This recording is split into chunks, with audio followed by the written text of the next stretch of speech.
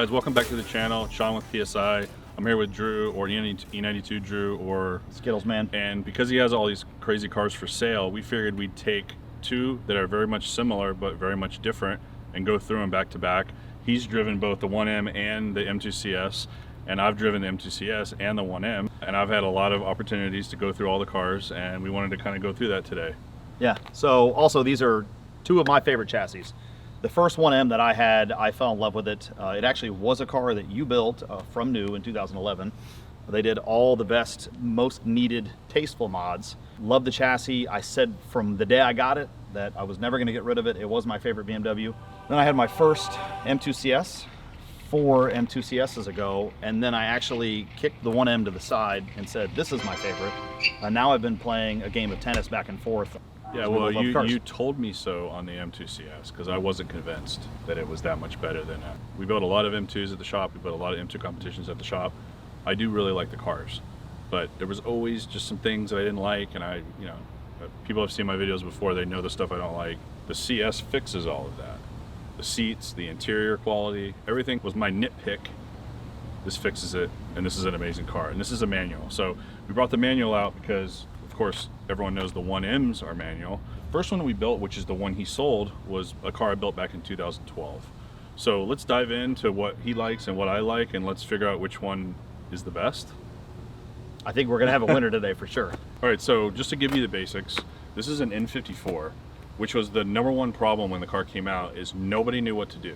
All of my customers with E92 M3s really wanted this car, and they would continually call me and say, hey Sean, I really want the 1M, but it has that N54 in it. And back in 2011, 10, 9, 8, these cars had huge issues with the high pressure fuel pump. So it was a known issue that actually got rectified when this motor came out. It's a TU, technical update motor. It had the revised high pressure fuel pump, which basically fixed all the cars. So BMW basically got everything together. They sat down and said, we need to fix the pump. It was released in this car, and that pretty much made the car better, but there wasn't that many available in 11. So the car, I guess, sold a lot. I mean, how many are available in these? It's like 740-ish, 742, 746, but the other one I had a plaque on it. This one, the plaque grew legs and walked off. Yeah, so these were three colors: Valencia Orange, which is this one, Alpine White, of course, body in white from BMW, and then Sapphire Black, which is actually what the M2CS is. And the M2CS has 4 colors, which we'll go over later. But you know, BMW makes these special models, and they limit the color for a reason. They want a specific look, cars designed to look a specific way, and they don't want to give people 100 choices, and they wouldn't let people order individual, especially in this generation. I'm pretty sure there's no individual available for M2CS Not that either. I've seen. Not that we've seen. Right. You know, this has this is a parts bin car. You want to go over that, like, yeah, you know, so what people call that and why? It's I know it's got some controversy behind it because supposedly the car was made after hours, behind closed doors, with a hodgepodge of stuff, right, from other cars. Like, it has the E92 wheels, the 359 wheels, which are the comp wheels, which are the competition wheels. Right. The brakes. It has the same brakes. It has the same suspension, so the dampers and everything are the same. It's a little bit different with the rear damper, but they're the same. Basically, a KW and an AST kit for an E92 M3 will bolt up directly to this car. Same with the brakes. Brakes are identical. Carriers are identical. Same mirrors. Wheels. Yeah, sorry, mirrors, not wheels. Those aren't wheels. Same mirrors. Yeah. It's a 6-speed N54. It has its own bespoke exhaust.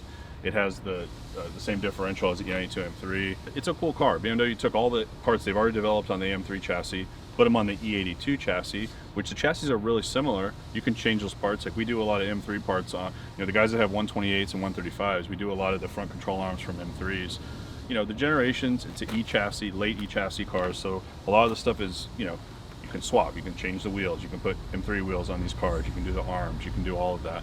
Pretty cool, you know, but, you know, the M2CS is also a parts bin car, just different generation. The cars are so similar, and in, you know, my opinion is that this was the test bed for a small, lightweight, really nimble, tight steering, fun car from BMW, which was the #1 complaint when BMW made the E92 M3. Oh, it's a heavy car. It has a really long wheelbase. It has a V8, really heavy car.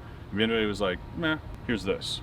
And now it's this. For me, I think like I said, when I first got this car, well, the first one of all the BMWs I've had, it is my favorite chassis. It is noticeably the most nimble when you get in the car, right? You don't feel like you're in a big E92. I know I'm probably going to get a lot of hate mail for saying that, but the E92 is a big chassis for a two-door. For me, I like small two doors, or just give me a four door that's like medium size, right? Like an E90. Yeah, I mean, this is E46 M3 size to me. Like when I get in Yeah. it, if I close my eyes, it's E46 M3, and that's the point I was trying to make. Right. Like BMW was tired of listening to, oh, everything's so big. You guys make all these big cars. Well, Here's this was their answer, Right. And now they're continuing. You know, this is 2020, right? The M2CS 2020. 2020. So these effectively are a decade apart. And they both made them for 1 year each. Yeah, 1 year. Well, in America, because Yeah. they made that rest of the world in 2012. yeah, so 11, and then in 2020. Yeah. But back to this driving dynamics. I would say that you have to be on your game way more in this car than you do the M2CS. The power delivery with, this setup, it's so peaky. It's peaky because in 54, this is the very first like twin turbo design the BMW came out with. It has its pros and it has an equally set of cons, I will say. Yes. It is a neat motor. I don't like to single turbo and do big power on these motors, especially in these small chassis. This car with an exhaust and a tune is basically all you need to fix the car, because if you go crazy with this car, you're going to put it in the guardrail. Right. I would argue that even with a stage 1 tune and an exhaust, this is still at times hard to manage. Certainly in the rain, or if your tires aren't, if they're not perfect. I mean, you've been with me a couple times where you hit the traction control button and, it's such Yeah, a short I don't wheelbase. never hit that button. But I mean, this is also Yeah. 2011 technology. Right. The reason the M2CS is easier to drive is because of the assistance that the car has. Your the nannies. traction, yeah, the nannies, as you call them. Right. But like, there's 10 years of development, Yeah. and everyone knows 10 years of development is like 30 years in BMW time, because these couldn't be more different from a power delivery perspective, and the motors are really similar. I mean, this is a straight 6 twin turbo. S55 is a straight 6 twin turbo. It's just the electronics are just well tuned. Okay, so this has N54, so it's known to be a peaky engine to drive. It's a twin turbo. It's BMW's first iteration of a mass market twin turbo motor. So BMW loved the motor so much they put it in this car. I like the way it drives, but it's peaky, so I don't turn traction off. And I also tell customers not to turn traction off when they're modded. And I also told him that because this is his car, by the way, which we're building, which is super secret. Don't tell anybody. Since I'm an irresponsible adult, I tend to hold that button for 5 seconds to remove said nannies. You've been in with me a couple times where we've had some Yeah. fun. And it's very easy in this car because all you got to do is just Yeah, and I remember what happened. hold it down.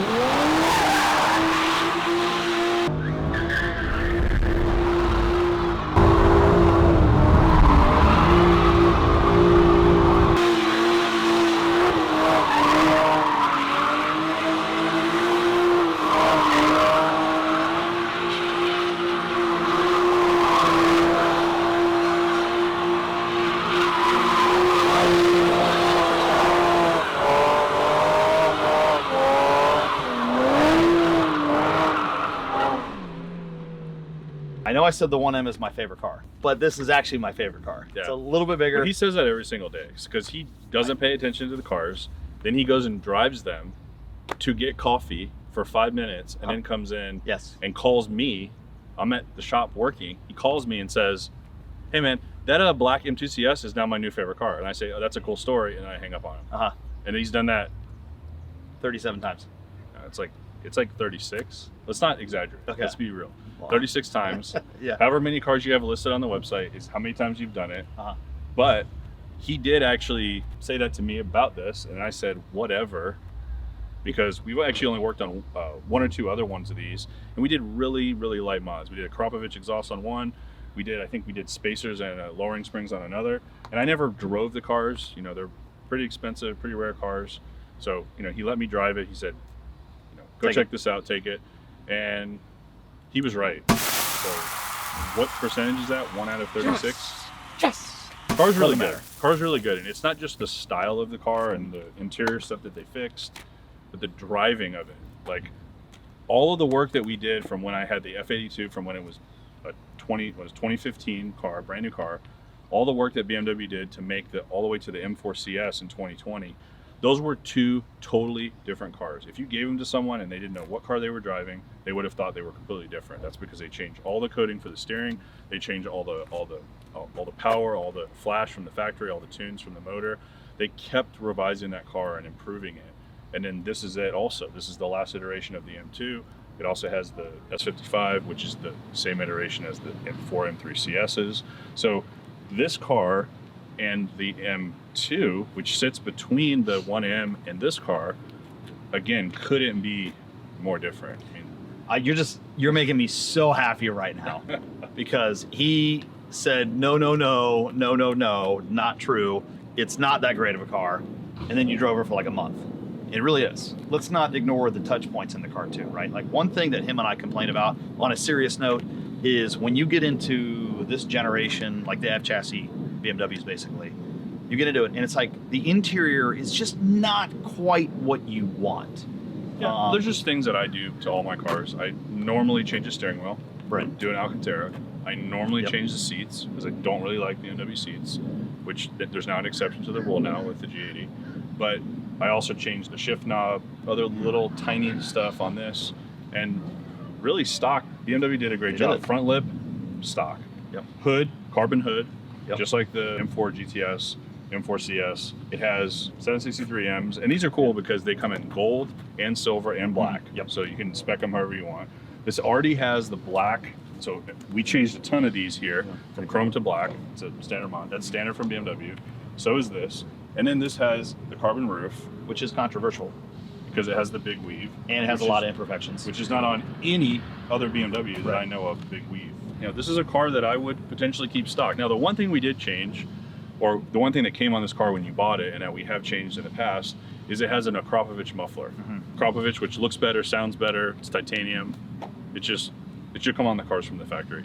But we've had two with the Akrapovic, one with the little key fob flippy flaps. Yeah, that had the switch. Right. Which the blue one does. And it has the full exhaust. Correct. Which is super loud, which I never open the valves. I like this. I will say that the drone with the flaps open is on the highway, it's unbearable. Yeah, it's too loud. It's too much. This also has the competition seats in it, which are not, they're not carbon buckets like the G80s, but they are the best seats that are available in F chassis. So, this is the best of the best from BMW in 2011. This was the best of the best, but in the smaller pack. And BMW is going to come out with the J87, which we talked about. I have a deposit on one. It's going to be the new S58 motor, manual. It's going to have the carbon buckets. So with every iteration, BMW is getting better. They're listening to people. I know they're not listening to me, but they're listening to... No, nobody does. They're listening to basically everyone telling them, do this to the car, do this to the car. And what I can't wait for is when they come out with the G80, G82, and G87 CS models. Mine's already on order. In 3 to 4 years. Yeah. And those will be the best of the best from BMW now. No matter what, that's still going to be my favorite car. Okay, we'll see. When we build it. I drove it today. Yeah. Well, he's about to get his invoice for the build. So thanks for tuning in, guys, to this video. It's really cool to be able to share these really cool BMWs that we get to work on. This is an everyday thing for me, but I really wanted to share it with you guys. Thanks, Drew, for bringing the cars, because these are not mine. These are his. Well, that one won't be mine for much longer. Okay. Yeah. Well, thanks for tuning in. Please like and subscribe and hit the bell to make sure you get updates of all the videos and all of our shorts that we're posting. We have more stuff for you soon.